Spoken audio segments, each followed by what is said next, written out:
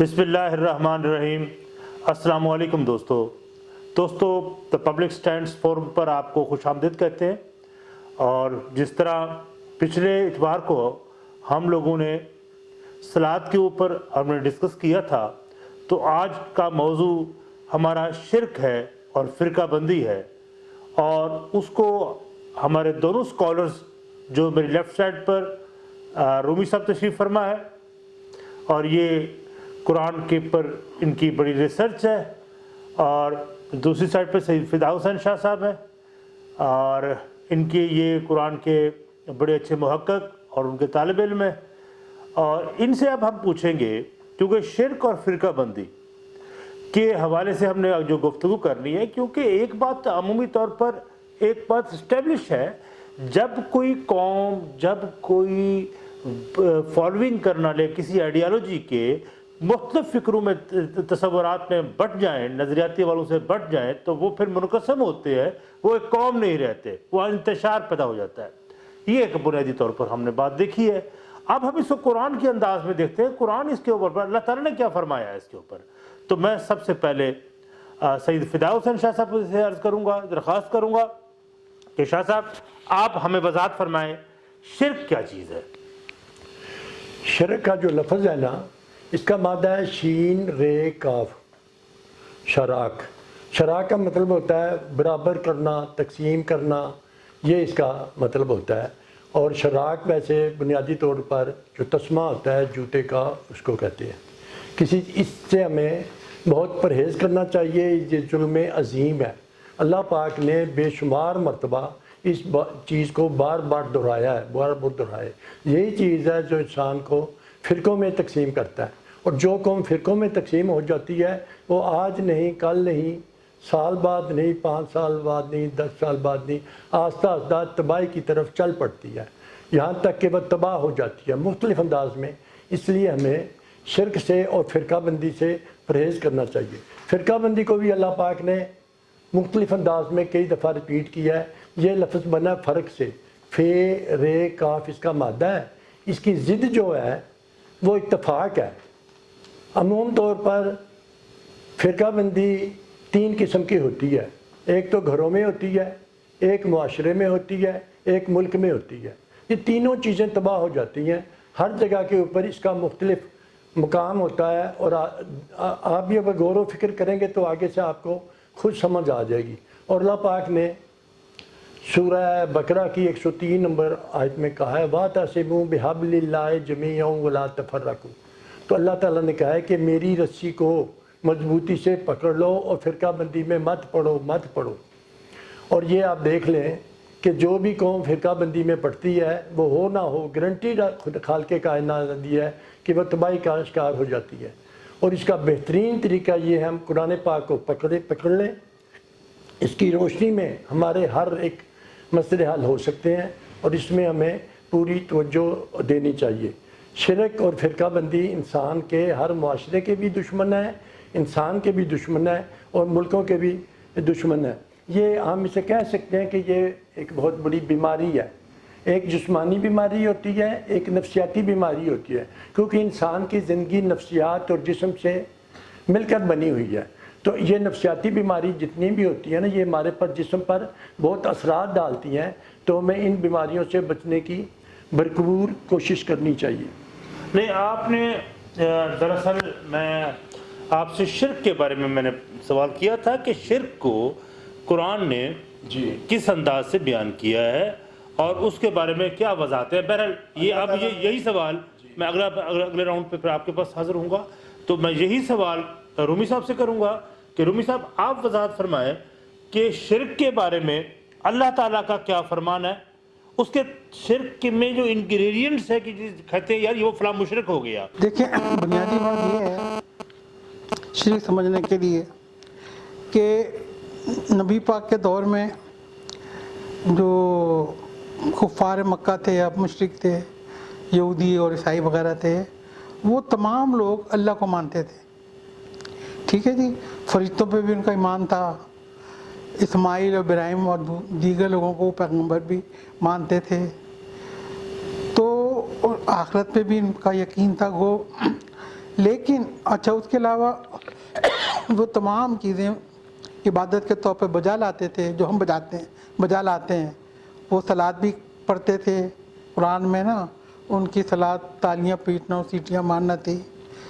اس کے علاوہ وہ حج بھی کرتے تھے, اور بلکہ یہاں تک لکھا ہوا ہے کتابوں میں کہ بعض لوگ ننگے ہو کے بھی حج کرتے تھے, اور وہ بھوکے پیاسے رہنے کو بھی اچھا سمجھتے تھے.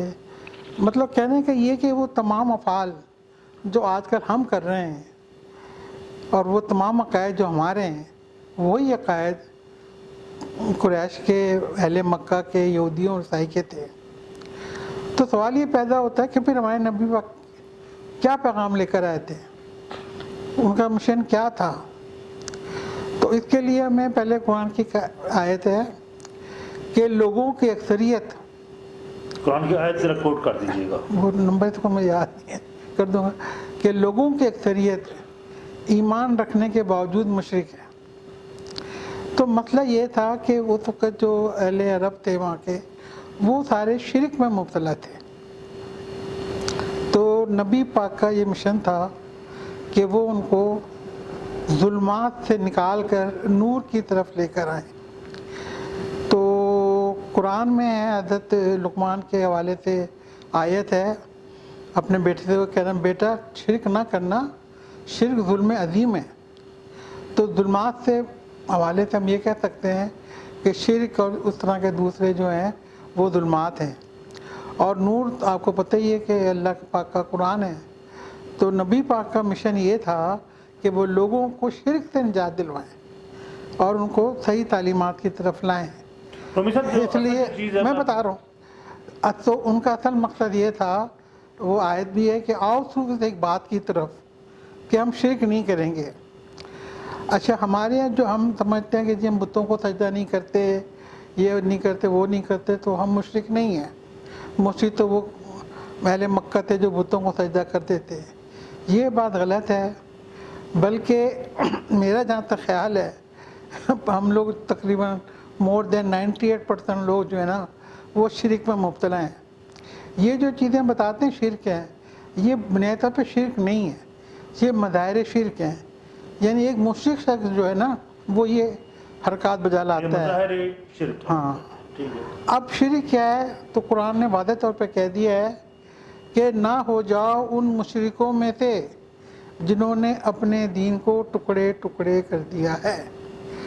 تو فرقہ پرستی, اب دیکھیں اللہ نے ہمارا نام مسلم رکھا ہے, لیکن بڑے فخر سے کہتے ہیں جی میں شیعہ ہوں, میں سنی ہوں, میں وہابی ہوں, وغیرہ وغیرہ. تو اپنے آپ کو مسلم کے بجائے ان ناموں سے پکارنا, فرقے بنا لینا, یہ ہے اصل میں شرک. اور شرک کے متعلق جیسے میں نے پہلے کہا یہ ظلم عظیم ہے. اور اللہ پاک فرماتا ہے کہ میں سارے گناہ معاف کر دوں گا اگر چاہوں گا تو, لیکن میں شرک کبھی کسی صورت میں معاف نہیں کروں گا. اور دوسرا یہ کہ شرک کی وجہ سے نا آپ کے نیک اعمال بھی حبط ہو جاتے ہیں, ضائع ہو جاتے ہیں. تو یہ اور شرک جو ہے وہ فرقہ پرستی ہے قرآن کی روح سے. تو یہ بنیادی باتیں میں نے آپ کو بتا دی ہیں کہ شرک کیا ہے. اس کے علاوہ اگلی دفعہ اور باتیں بھی ہیں جو میں بتاؤں. شاہ صاحب یہ مجھے بتائیے, فرمائیے گا, شرک کی جو شدت ہے, مثلا ایک ہوتا ہے جو ہم عمومی طور پر ایک سوچ یہ ہے کہ خدا کے صفاتی جو بھی اس کے معاملات ہیں اس میں کسی کو شریک کر لینا. مثلا اگر ہم کسی کو کہتے ہیں وہ اندھا آتا ہے, کسی کو اس صفات کے ساتھ ہم آہنگ کرتے ہیں, ہم اسے کہتے ہیں کہ یہ مشرک ہے. بے شک. اچھا, لیکن اب اس کو اگر اس پیمانے میں لیا جائے, اس سوچ میں لیا جائے, تو ضرورت تو انسان کو ایک دوسرے سے پڑتی رہتی ہے. ایک انسان کو دوسرے انسان سے ضرورت پڑتی ہے, مددگار مدد کے لیے وہ چاہتا ہے. اب آپ اسے مشرک کیسے کہہ سکتے ہیں؟ ایکچولی جو کسی سے ہیلپ لے لینا, مدد لینا, یہ شرک میں نہیں آتا. یہ تو انسان کا واسطہ ہے کہ ہر انسان ایک دوسرے کا محتاج ہے, لیکن مکمل کلی طور پر ایبسلیوٹلی اسی کے اوپر بھروسہ کرنا کہ تم ہی سب کچھ کرو گے, ایکچولی یہ شرک ہے. شرک کی جو ضد ہے نا وہ توحید ہے. توحید اور شرک کا زمین آسمان کا فرق ہے. اگر ہم توحید کی عظمت پر غور کریں، اہمیت پر غور کریں تو شرک خود بخود ہی ختم ہو جاتا ہے. لیکن نہایت ہی افسوس سے مجھے کہنا پڑتا ہے کہ ہم نہ توحید پر غور و فکر کرتے ہیں، نہ ہی سوچتے ہیں، جس کی وجہ سے شرک پیدا ہو گیا ہے. تو ہم ان انسانوں کو، بزرگوں کو، علماء کو، جتنی بھی ہمیں بڑی بڑی ہستیاں نظر آتی ہیں، ہم انہی کا سہارا پکڑ کر خوش ہوتے ہیں.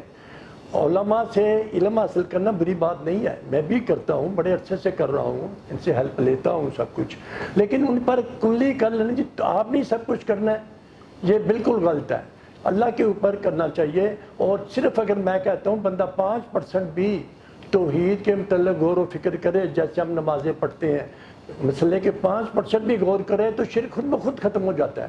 لیکن نہایت افسوس سے مجھے کہنا پڑتا ہے، میں خود بھی ان حالات کا شکار رہا ہوں کہ توحید سے ہم لوگ بہت ہی دور ہیں، جس کا انجام یہ ہے کہ آپ کے سامنے ہے کہ معاشرے کی کیا حالت ہے، ملک کی کیا حالت ہے. اس لیے ہمیں زور ہے. اور اللہ تعالیٰ نے بے شمار مرتبہ کہا ہے، تاکید کی ہے، وَيَجْعَلَ الرِّجْسَ عَلَى الَّذِينَ لَا يَعْقِلُونَ. یہ 10 نمبر کی 100 نمبر آیت میں اللہ پاک نے حکم دیا تمام انسانوں کو کہ اپنے عقل کو استعمال کرو، استعمال کرو، استعمال کرو.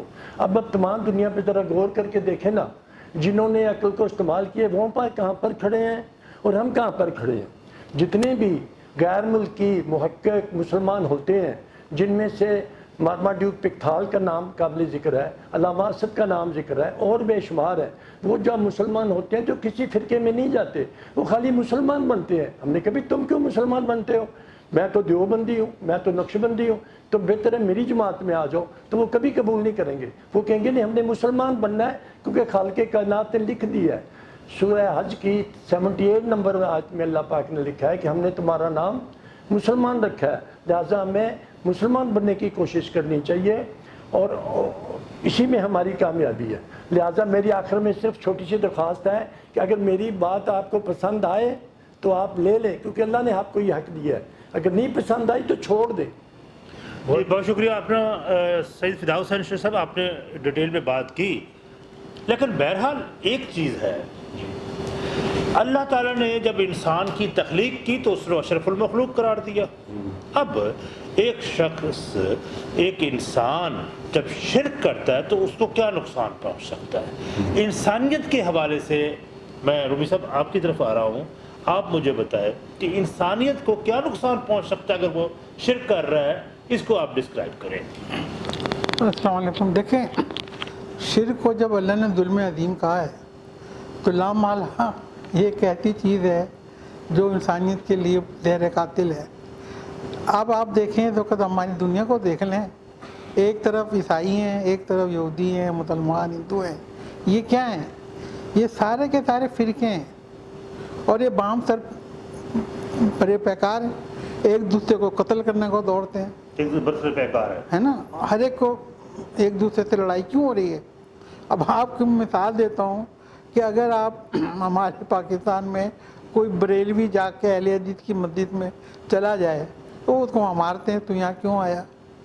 تو دیکھیں نا پھر کتنا بڑا نقصان ہے شرک کا کہ انسان ایک دوسرے کے دشمن بن جاتے ہیں. اور یہ دشمنی جو ہے یہ پھر جنگ کی صورت میں سامنے آتی ہے. اس وقت جتنی بھی اقوام ہے دنیا میں، یہ سب دین حق کو چھوڑ کر اپنے اپنے مذہب بنا لیے ہے. تو ہمارے نبی نے ان تمام مذاہب کا انکار کیا تھا اور کہا تھا کہ بھئی تم سو دین حق پہ آ جاؤ. اور اس کا جو سب سے بڑا فائدہ ہوتا ہے نا، آپ یہ سمجھ لیں، وہ ہماری جو مذہبی پیشوائی اٹھاتی ہے اور وہ لوگوں کو فرقے میں بانٹ کے آپس میں لڑاتی ہے، جس کا الٹیمیٹ فائدہ قارون اور فرعون کو ہوتا ہے، اور وہ عوام پہ ظلم و ستم جاری و طاری رکھتے ہیں.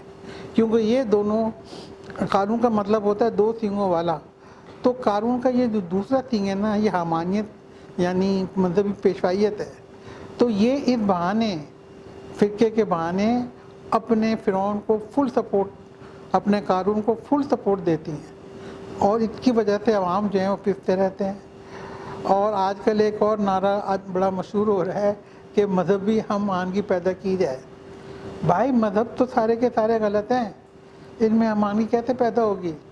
ہاں، اگر تمام لوگ مذہب کو چھوڑ دیں عیسائیت کو چھوڑ دیں، یہودیت کو چھوڑ دیں، ہم اسلام کو چھوڑ دیں، آٹومیٹک ہم میں امانگی پیدا ہو جائے گی، کوئی لڑائی جھگڑا نہیں ہوگا، کچھ نہیں ہوگا۔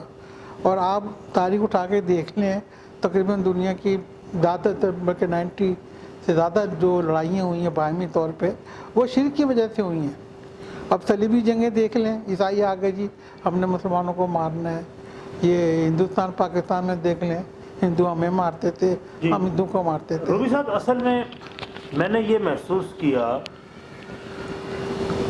سامعین میں ایک بات محسوس کرتا ہوں، قرآن کا طالب علم ہوں، پھر جب میں نے یہ دیکھا ان دونوں حضرات کی بات سن کر بھی، اور اس سے پہلے بھی جو مطالعہ کیا، کہ انسان کا اس مقام سے گر جانا، کیونکہ اللہ تعالیٰ کو انسان سے بڑی محبت ہے، تو اس کی اپنی تخلیق ہے، اس سے محبت ہے، وہ اس کو مقدم رکھنا چاہتا ہے دوسرے مخلوق پر، تو ان مخلوقات کی مقدم رکھتے ہوئے اس کی سٹیٹس کو برقرار رکھنا چاہتا ہے، اور جب وہ شرک کرتا ہے تو اس انسانیت کے اس معیار سے نیچے گر جاتا ہے، تو وہ انسانیت کے حوالے سے کلنک بن جاتی ہے۔ بہرحال ہم آگے بڑھتے ہیں، اور فرقہ بندی کے بارے میں آپ ذرا اپنا سید فداء حسین شاہ صاحب، میں آپ سے ریکویسٹ کروں گا کہ آپ فرقہ بندی کو بھی ڈسکرائب کریں۔ جی ہاں، فرقہ بندی سے سب سے بڑا نقصان یہ ہے، اور اس کی وجہ یہ ہے کہ ہم قرآن پاک پر بالکل غور نہیں کرتے، حالانکہ اللہ پاک نے ایک جگہ پر نہیں بے شمار مقامات پر ہمیں فرقہ بندی سے منع کیا ہے، اور فرقہ بندی خیالات الگ الگ رکھنے کی اللہ نے اجازت دی ہے تمام انسانوں کو۔ سورہ لیل کی پہلی 3 آیات میں اللہ تعالیٰ نے قسم اٹھائی ہے، وَاللیل اذا یغشی وَالنہار اذا تجلی وما خلق الذکر والانثی ان سعیکم لشتی۔ ان کے 3 قسمیں اٹھانے کے بعد ایک اعلان کیا ہے، انا یقیناً پکی بات ہے، گرنٹڈ، سعیکم تمہاری صحیح، تمہاری کوششیں، تمہاری محنت، لشتی الگ الگ ہیں، جدا جدا ہیں۔ یہ تو انسان کی فطرت میں ہے، انسان کا حق ہے۔ جب انسان علم حاصل کرتا ہے، اس کا جو علم بڑھتا ہے تو وہ اس میں اختلاف پیدا ہوتا ہے، لیکن اس کی اجازت ہے، کیونکہ ہماری جسمانی طور پر، ذہنی طور پر انسانوں میں بے شمار فرق ہے۔ ایک ہی شکل کا انسان پوری دنیا میں تلاش کر لے، وہ نہیں مل سکتا، اس کی دوسری چیزیں نہیں ملیں گی۔ اس لیے یہ خیال، اسی طرح خیالات میں بھی بے شمار، جب اللہ تعالیٰ نے ہمیں حق دیا ہے اس کا، تو ہمیں اس پر عمل کرنا چاہیے اور غور کرنا چاہیے، اور خاص کر یہ جو ہم اختلافات پیدا کر کے فرقہ بندی میں جھگڑتے ہیں، لڑائی جھگڑے کرتے ہیں، مجھے بڑا دکھ ہوتا ہے جب علماء حضرات آپس میں لڑتے ہیں، اور کچھ ایسے حضرات ہیں جو دست و گریبان بھی ہو جاتے ہیں، اور ایک اوپر والی ڈگری والے ہیں جو گولیاں بھی چلا دیتے ہیں، اور خود گارنٹی دیتے ہیں کہ ہم مسلمان ہیں، دوسرے کی گارنٹی دیتے ہیں یہ کافر ہے۔ ارے بھائی، وہ تو آپ لوگ چیک ہی نہیں کر سکتے انسان کے نفسیات کے اندر جو پروسیس ہو رہا ہے، وہ آپ کیسے چیک کر کے کسی کو کافر یا مسلمان یا جنتی یا دوست کی بنا سکتے ہیں؟ وہ اتنی بڑی ڈومین ہے، سوائے اللہ تعالیٰ کی ذات کے کوئی بھی چیک نہیں کر سکتا۔ اس لیے ہمیں فرقہ بندی نے اتنی بڑی بیماری ہے جس نے میرے ملک کو تباہ و برباد کر کے رکھ دیا ہے، اتنا تباہ و برباد کیا کہ اگر آپ غور کریں آپ کو خود پتہ چل جائے گا۔ لہٰذا اس سے بچنا چاہیے اور قرآن پاک کے الفاظ کو فالو کرنا چاہیے۔ شرک کی بھی بنیادی وجہ یہ ہے کہ ہم علماء کے پیچھے لگ جاتے ہیں، علماء سے ہیلپ لینی جائز ہے، لیکن سپریم جو چیز ہے وہ قرآن پاک ہے۔ لفظوں کو دیکھیں، میں بھی ایسے ہی کرتا ہوں، علماء کے سامنے لفظ رکھتا ہوں، میں اس کے مطلب کتنے ہیں، اس سے ساری غلط فہمی دور ہو جاتی ہے۔ ہم قرآن پاک کی طرف جو نظر نہیں کرتے، یہ ہماری بہت بڑی کوتاہی ہے۔ اللہ تعالیٰ ہمیں اس سے محفوظ فرمائے۔ بہت شکریہ۔ ان کا شاہ صاحب کا کہنا یہی تھا، اور جو وجہ ہے کہ کسوٹی کسی چیز کا پیمانہ، گفتگو کو منطقی انجام تک پہنچانے کا پیمانہ اور ہونا چاہیے، اور وہ پیمانہ مسلمانوں کے لیے قرآن مجید ہے۔ اب رومی صاحب، میں آپ سے فرقہ بندی کے حوالے سے آپ سے میں استفسار کروں گا کہ آپ ہمارے سامعین کو بتائیں کہ فرقہ بندی کو آپ کس تناظر میں دیکھتے ہیں، اور اس کا امت کو کیا نقصان ہے، یا اللہ کو کیا نقصان ہو سکتا ہے، یا اس کاز کو کیا نقصان ہو سکتا ہے؟ جی السلام علیکم۔ دیکھیں، میں نے تو اپنے پہلے ہی بتایا کہ جو فرقہ پرستی ہے نا، وہ شرک ہے، اور اس کے علاوہ قرآن میں آیت ہے کہ उससे बड़ा जालिम कौन होगा जो अल्लाह पे इफ्तरा करता है। तो दीन में अल्लाह के हवाले से ऐसी बातें शामिल कर देना जो अल्लाह ने नहीं कही हैं और आप कहते हैं कि जी अल्लाह ने कही हैं, ये भी शिरक है। और ये जो फ़िरके हैं ना, ये इन्हीं बातों के ऊपर कायम है। अब एक फ़िरके के नज़दीक कुछ इबादत करना फ़र्ज़ है जो कि कुरान में कहीं नहीं लिखी, लेकिन वो कहते नहीं जी हमारे तो आबो अजदाद सदियों से करते चले आ रहे हैं। और बल्कि इनके यही रस्म व रिवाज जो होते हैं ना, ये इनकी पहचान बन जाते हैं। मिसाल के तौर पर 10 मुहर्रम को कुछ लोग निकलते हैं, मातम करते हैं, आप फ़ौरन पहचान लेंगे कि भाई ये इनका ताल्लुक़ इस्ना अशरी से है। इसी तरह बाकी लोगों को भी आप पहचान लेंगे। तो ये जो फटन है ना आपस की, ये और वादे होती जाती है जी। तो ये है। तो इस वजह से शिरक को लने जुल्म अदीम का है। दूसरी बात ये है कि अल्लाह ताला को शिरक से कोई नुकसान नहीं है, वो तो दात ऐसी है कि हम तस्वर ही नहीं कर सकते। अलबत्ता शिरक की वजह से इंसानियत को नुकसान है। और हम देख रहे हैं कि जैसे मैंने पहले कहा कितनी जंगें सिर्फ फ़िरके की वजह से हुई हैं, और ख़ास तौर से मुसलमानों में तो तबाही और बर्बादी की वजह ही फ़िरका परस्ती है। नबी पाक की रहलत के बाद ही फ़िरके बन गए थे जो अभी तक आपस में बरसरे पैकार है। तो फ़िरका परस्ती शिरक है और शिरक जुल्म अदीम है जी। जिसकी कोई भी माफ़ी नहीं है। जी, बहुत शुक्रिया।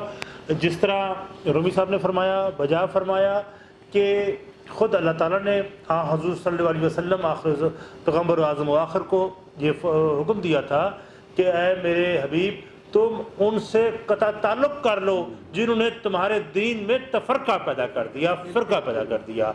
और जब अल्लाह ताला के हुक्म के मुताबिक हजूर का कोई ताल्लुक़ आपके साथ नहीं है तो फिर आप मुसलमान भी नहीं कहलवा सकते।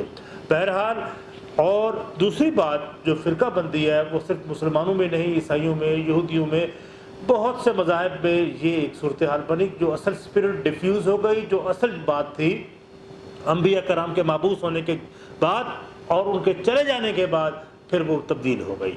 वो फ़िरका बंदियों में हर एक ने अपने मफादात के लिए फ़िरके बनाए। बहरहाल, आपका बहुत शुक्रिया। और दूसरी बात जो बड़ी अहम है, जिस तरह पिछले लेक्चर में भी मैंने कहा था द पब्लिक स्टैंड्स के इस फॉर्म पर, कि आप डायलॉग का रास्ता अपनाए रखें, मुकालमे को जान दें, मुकालमे को अहमियत दें। मुकालमा ही होगा जो इस समाज को आगे लेके जाएगा, तरक्की याफ्ता बनाएगा, सोचें खोलेगा, हमारी दिलों पर, दिमाग पर जो कदगन है, जो गिरहें लगी हुई है, वो खुल जाएंगी, वो ताले टूट जाएंगे फकत डायलॉग से। बहुत शुक्रिया। आइंद एतवार को किसी नए टॉपिक के साथ आपकी खिदमत में हाजिर होंगे। बहुत शुक्रिया। आपका भी रूमी साहब, शाह साहब। Thank you.